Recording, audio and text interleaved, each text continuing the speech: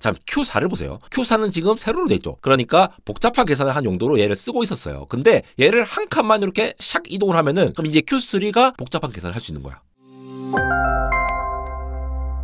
네, 여러분 반갑습니다. 딥시크 때문에 몸살 걸린 에러입니다. 지난주 그러니까 설날 연휴에 제가 열심히 딥시크로 노를 젓고 있을 때에 굉장히 획기적인 논문이 하나 나왔습니다. 바로 아이온큐라는 양자 컴퓨터 회사가 밀고 있는 방식이죠. 이온 트랩 방식의 양자 컴퓨팅에 관련해서 획기적인 기술이 발표가 되었는데요. 원래 이 IBM이나 리게티, 구글이 사용하는 초전도 방식에 비해서 이 이온 트랩 방식이 원래 에러가 좀 덜 발생한다, 더 안정적이다 라고 해서 주목을 받는 방식이죠. 그럼에도 불구하고 지금 해결해야 될 이온 트랩 방식의 문제점들이 있는데 이것들을 한층 더 끌어올리는 이런 연구가 서울대학교에서 아카이브로 논문을 발표를 했거든요. 그래서 이 방식이 기존의 이온 트랩 방식에 비해서 어떤 한계점을 극복을 했는지, 그러면 아이온큐 같은 기업들도 한층 더 이렇게 나아갈 수가 있겠죠. 이런 한계들을 어떻게 해결한 것인지, 앞으로는 어떻게 발전해 나갈 건지를 논문 기반으로 한번 분석해보는 시간 가져보도록 하겠습니다. 그럼 한번 가보시죠. 우선 제가 양자 컴퓨팅 관련해서 늘 이제 설명을 드리고 제가 여러 콘텐츠를 만들었잖아요. 아이온큐의 이온 트랩 방식이 어떻고, 초전도 방식이 어떻고, 구글의 윌로우 방식은 어떻고, 뭐 이런 얘기들을 많이 설명드렸는데 사실 좀 내용이 어렵잖아요. 뭔가 병렬로 하는 거는 GPU 아니었어? 막 이렇게 생각하시는 분들도 많아서 오늘 처음 보시는 분들도 계실까봐 간략하게만 말씀드리자면은, 자, 우리 지금 쓰는 이 모든 이 세상에 있는 컴퓨터들, 양자 컴퓨터 빼고 모든 컴퓨터들은 이 비트 0과 1로 표현을 하잖아요. 모든 것들은 숫자로 표현이 된다는 겁니다. 근데 양자 컴퓨터라는 거는 이 큐비트라는, 이제 이름만 들어도 복잡한데 이 큐비트 하나가 있으면은 동시에 여러 상태를 표현할 수가 있다라는 거예요.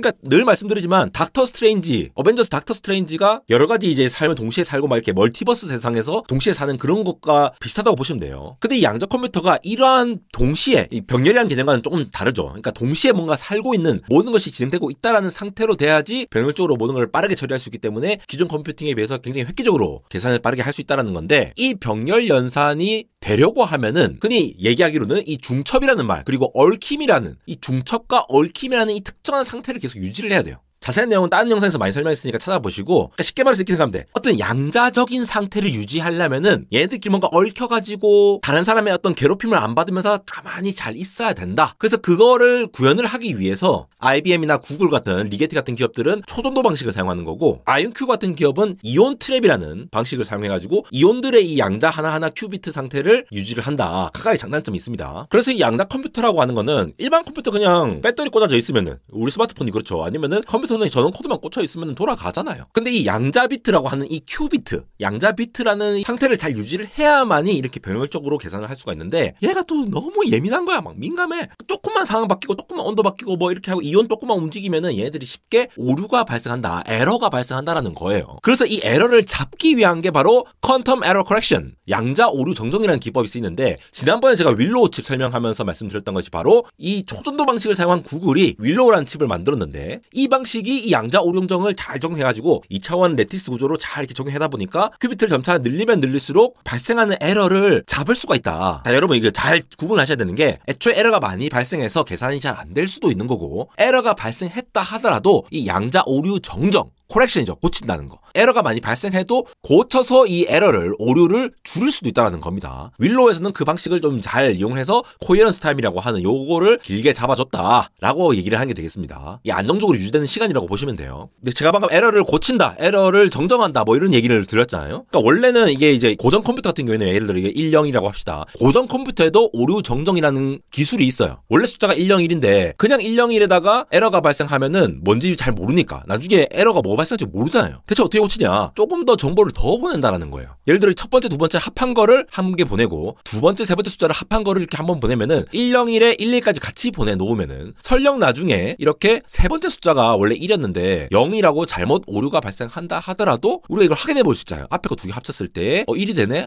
괜찮네. 두 번째, 세 번째 합치면은 얘랑 똑같아야 되는데 1이 아니네? 뭔가 이상하네? 라고 깨달을 수가 있다는 거죠. 이런 식으로 고전적인 컴퓨터에서 오류 정정을 많이 씁니다. 이 서버용 D램이라고 한다던가 아니면 LTE5G 같은 통신에서도 이 전파가 들어와서 이제 신호를 이제 변복조하고 막 디코딩 하다 보면은 이런 에러가 많이 발생하기 때문에 이런 고치는 역할을 하거든요. 근데 양자 오류 정정이라고 하는 놈은 이 양자 상태의 이 큐비트, 양자 비트가 에러가 발생했을 때 요거를 다시 고쳐주는 그러한 역할을 한다라고 이 정도만 이해를 하고 계시면 되겠습니다. 그러면 적용하면 되지. 그냥 뭐가 그렇게 달라졌느냐. 자, 초전도 방식에 비해서 이 이온 트랩 방식에서, 아이온큐가 사용하는 이온 트랩 방식에서 양자 컴퓨터의 이 오류 정정 방식을 적용하기가 쉽지가 않았어요. 이 이온 하나하나가 이 큐비트, 양자 비트라고 보시면 보시면 되는데 이 이온을 결국 이렇게 옮기면서 계산을 하거든요. 하나하나 이동을 해가면서 하는데 이 이동하는 과정에서 이 이온이 우리 포카리 스웨트 이온 있잖아요. 걔네들 이온이 우리가 이게 레이저를 이렇게 사사사 움직인다고 해서 잘 이게 원하는 대로 잘 안 움직일 것 같지 않습니까? 포카리 스웨트 이온들이. 그러니까 큐빗을 이동할 때 오류가 많이 발생하는데 애초에 이온 트랩 방식에서는 이 큐빗을 이동하는데 오류가 많이 발생할 거고 또 오류 점정을 이용하려면은 얘네들 또 이동시키고 뭐 이렇게 해야 되다 보니까 시간이 오래 걸리고 원래도 이 초전도 방식에 비해서 이온 트랩 방식이 시간이 오래 걸리거든요. 얘네들 이온을 이렇게 이동을 시켜야 되기 때문에 그렇게 하는데 시간이 걸릴 수밖에 없습니다. 이동을 해야지만이 계산할 수 있거든요. 이렇게만 알아두시고. 아니 그러면은 왜 기존에는 큐빗이 이동을 해야 되느냐? 왜 이동을 해야 되느냐? 자, 이온 트랩 방식이라고 하는 거는 이 큐빗들이 서로 이렇게 간섭을 하면서 연산을 합니다. 그러니까 서로 이렇게 약간 부대껴야지 우리가 원하는 연산을 할 수가 있는 거예요. 계산을 한다라는 거죠. 근데 애초에 이 큐빗이라고 하는 것들이 이온들이 원래 이제 일렬로 쫙 배치를 해놓거나 이렇게 하거든요. 그러면 레이저로 이렇게 샥샥샥 움직이면서 하는 건데 이 모든 큐비트들이 내가 원하는 큐비트 예를 들어 1번이랑 5번 요거끼리 갖고 와가지고 어떤 양자 논리 게이트 우리가 CNOT라고 부르죠. 그런 논리 게이트 연산을 해야 되는데 얘네들이 서로 물리적으로 떨어져 있는 거야. 그럼 갖다 붙여야지. 이온을 이동시켜갖고 가까이 붙여야 되는데 이 이동하는 과정에 일단 시간이 걸리고 동시에 노이즈, 에러가 발생할 수 있다. 그러니까 또 계산할 때뿐만이 아니에요. 이게 큐빗이 또 연산을 수행하지 않을 때는 따로 또 보관을 해야 되는데 원위치 할 때도 이게 시간이 걸리겠죠. 그럼 두 번째, 큐빗이 이동하면은 대체 왜 오류가 먼저 발생할까요? 아까 얘가 민감하다고 했잖아. 큐빗들 이게 굉장히 예민한 애야.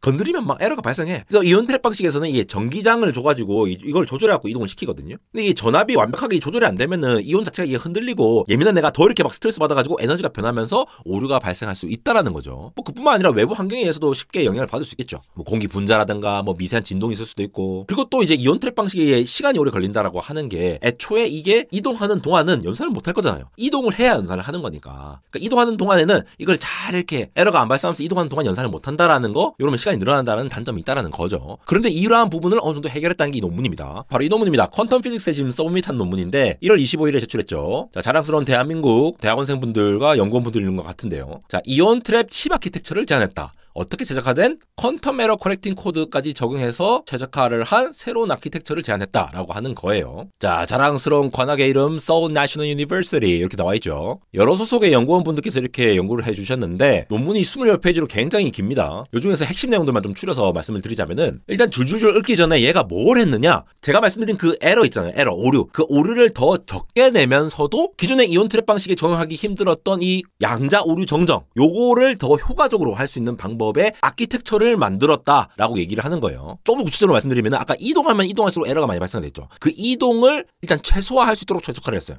뭔가 잘 배치하고 이거 나중에 그림 보여드릴게요. 그리고 오류 정정이 자동으로 이렇게 싹싹싹 잘 되도록 이 뭔가 구조를 잘 짠 거예요. 그걸 한번 살펴보시면은 자, 논문에 구체적으로 나온 뭐 컬러 코드라든가 이런 것들은 자세히 다루지 않겠습니다. 다음에 혹시라도 알고 싶으시면은 제가 그 따로 콘텐츠를 만들게요. 이거 별로 안 원하실 것 같지만. 근데 기존 방식의 문제가 뭐냐면은 우리가 아까 연산을 한다고 했는데 연산을 할 때에도 이게 약간 좀 간단한 계산을 하는 연산이 있고 좀 복잡한 애가 있어요. 얘기를 할 때는 간단한 애는 트랜스버설 게이트라고 부르고 넌 트랜스버설 게이트라는 놈이 두 가지가 나뉘어요. 얘네들이 같은 공간에서 이게 같이 막 계산을 뚝뚝딱 해야 되기 때문에 애초에 복잡한 거, 안 복잡한 거 그러니까 이런 걸 섞어가서 하기 때문에 기본적으로 이 이온을 이동을 해야 될 일들이 많았던 겁니다. 그러니까 모든 큐빗을 딱 한 줄로 딱 배치한 다음에 연산이 필요할 때마다 얘 필요하네, 얘 필요하네 이러면서 필요한 큐빗을 옆으로 이동시키면서 계산을 해왔다라는 거죠. 그래서 이 논문에서는 이 간단한 부분, 넌 트랜스버설 부분과 아예 분리를 시켜가지고 구성을 했는데요. 자, 여기 보십시오. 요게 지금 아키텍처의 그림인데 그냥 이렇게 보시면 잘 안 보이시겠지만 저기 갈색으로 땡땡이 땡땡땡땡땡땡 돼 있는 애들이 전부 다 이온들입니다. 이온들이 다 박혀 있는 거고 여기에 수평적으로 돼 있는 이런 애들 연두색으로 이제 푸르스름하게 푸르땡땡하게 돼 있는 애들은 전부 다 아까 제가 말씀드린 간단한 연산용입니다. 트랜스버설 게이트 연산을 위한 거고 얘네들을 이렇게 한 줄로 쫙 정리를 해놓은 거죠. 그런 다음에 여기 세로로 돼 있는 거 보십니까? 파란 거. 이 파란 거는 버티컬하게 구성을 해가지고 얘네들끼리 넌 트랜스버설 그러니까 좀 복잡한 계산을 할 수 있도록 따로 구축을 해놓은 거예요. 뭔가 가로 세로를 이렇게 배치를 해가지고 자, 이 세로로 돼 있는 부분은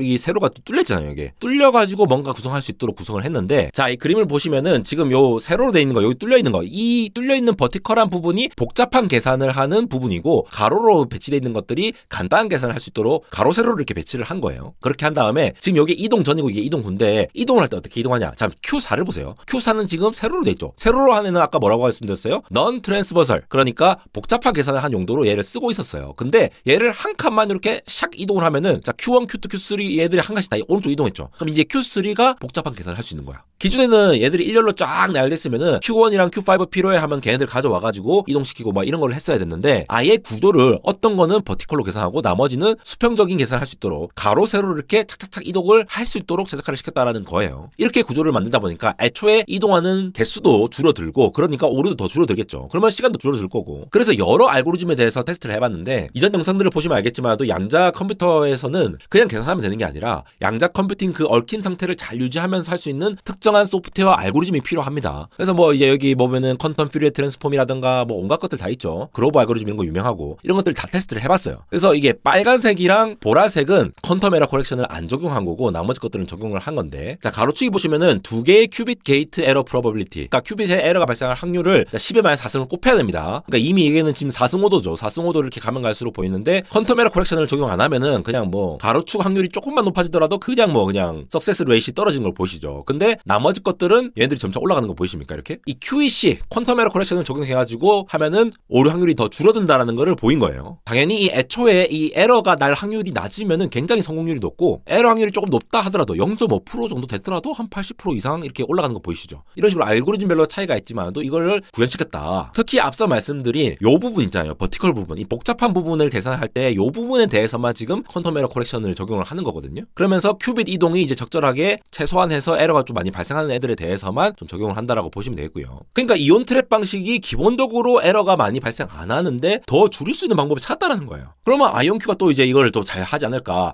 혹시 이 논문이 아이온큐랑 관련이 있나? 다 서울대라고 돼 있는데? 라고 해서 좀 찾아봤는데 이게 서울대 소식 보도자료가 있더라고요. 글로벌 양자 컴퓨터 기업 아이온큐와 양자 인력 양성 및 산학협력 연구 협약 체결이라는 말 돼 있죠. 지금은 이제 내려오신 김정상 아이온큐 CTO 이분께서 이렇게 얘기를 하신 게 있고 아마도 이 양자 국제 협력 관련해서 이분들 하에서 이 이온 트랩 방식을 아마도 했겠죠. 관련자 있으시면 뭐 댓글도 좀 달아주시고 알려주시면 감사하겠습니다. 결국은 아이온큐가 더 적은 오류로 연산이 가능하다라는 거. 그러니까 신뢰도가 더 높아진다라는 거죠. 그러면서 오류 정정을 잘 최적화를 하면은 훨씬 더 안정적인 대형 양자 컴퓨터와 구현이 가능할 확률이 높아졌다. 특히 이온 이동 자체를 줄인 거잖아요. 이러면은 하드웨어 효율성도 증가할 수 있는 부분들이 있고 이렇다 보니까 아무래도 이 아이온큐가 현재는 좀 노이즈가 있는 상태로 약간 이 미드레인지의 중간 규모의 양자 컴퓨터라고 하죠. NISQ 요 정도의 단계라고 평가를 받고 있는데 이 방식이 또 활성화되면 좀 더 이제 완전한 양자 컴퓨터 좀 대형으로 스케일링업 할 수 있는 가능성이 있지 않을까라고 해서 한번 정리를 해봤고요. 물론 이게 완벽한 해결책은 아닙니다. 오류를 아직 완전히 없애지 못했고 이 하드웨어 구현 자체가 지금 아예 하드웨어를 구현해서 보여준 건 아니거든요. 그러니까 구현 자체가 복잡할 수 있어요.